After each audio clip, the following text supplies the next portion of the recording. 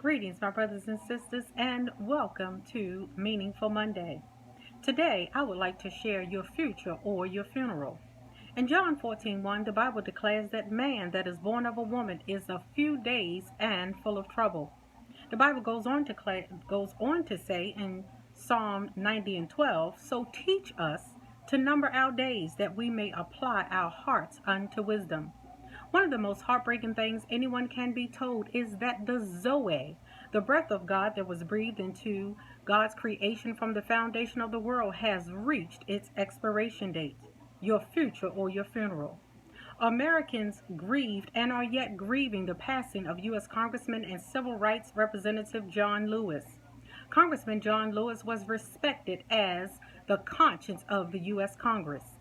He was an icon of American history. He was a stalwart champion of the human rights struggle in the United States and the vanguard of progressive social movements. Fueled by his anger of the unfairness of the Jim Crow South, his activism was inspired by the late Reverend Dr. Martin Luther King. At age 25, Lewis helped lead a march for voting rights on the Edmund Pettus Bridge. During the landmark 1965 march in Selma, Alabama, John Lewis survived a brutal beating by police. He understood it was about his future or his funeral. Congressman Lewis went on to become a towering figure of the civil rights movement. But after a 6-month battle with cancer, Congressman Lewis died at age 80. My brothers and sisters, the word of the Lord is found in Isaiah. In Isaiah chapter 38, you will find these words. In those days, Hezekiah became terminally ill. The prophet Isaiah, son of Amos, came and said to him, this is what the Lord says. Set your house in order. You are about to die, and you will not recover. When Hezekiah heard this, he turned his face to the wall and prayed to the Lord, your future or your funeral. Remember now, O Lord, I beseech thee, how I walk before thee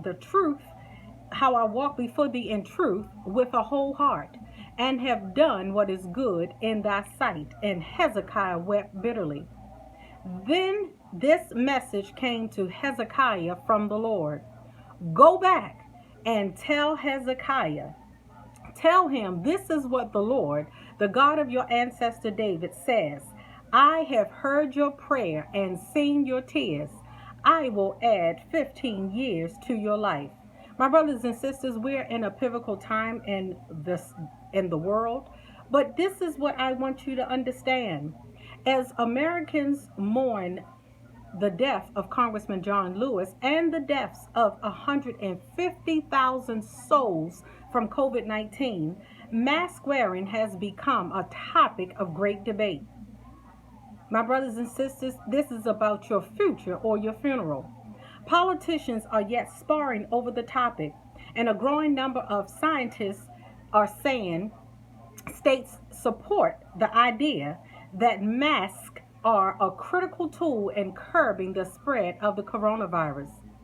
My brothers and sisters, I want you to maximize this moment. This is not about politics. This is not about what you think.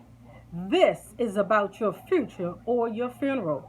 Gracious God, even now, I thank you for an opportunity to pray, decree, and declare over everyone under the sound of my voice that we would come into agreement that this is about our future or our funeral.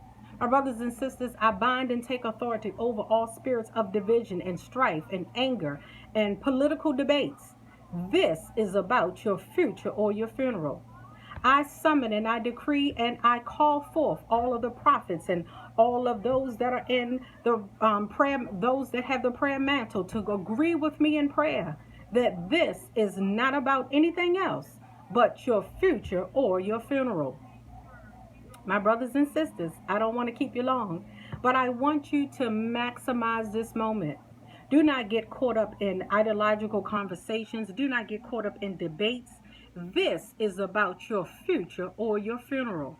I look forward to meeting you on Wednesday for another inspiring, off the top and through the roof Wednesday, What's in the Word. But I need you to maximize this moment.